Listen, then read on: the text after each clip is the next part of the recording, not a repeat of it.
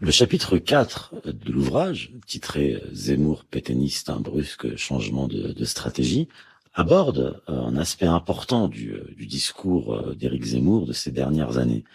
Parce que beaucoup de gens l'ignorent, mais Éric Zemmour vient de la gauche. Il a voté par 2 fois Mitterrand, en 1981 et 1988. Il s'est successivement dit chevènementaux-séguiniste, bonapartiste, gaulliste. Puis récemment, il y a quelques années, à partir des années 2015-2016, tout d'un coup, il s'est trouvé une passion pour le maréchal Pétain.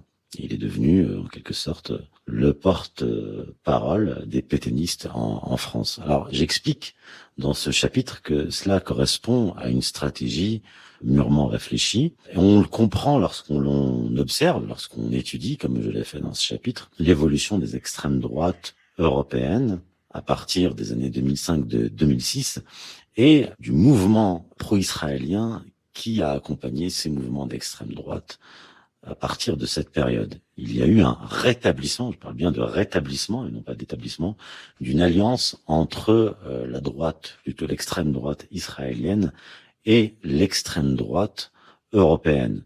L'extrême droite européenne qui est passée d'un antisémitisme qui est devenu interdit à une islamophobie autorisée. Et vous comprendrez à la lecture de ce chapitre qu'Éric Zemmour joue en France le rôle de pont entre cette extrême droite israélienne likoudnique et l'extrême droite française.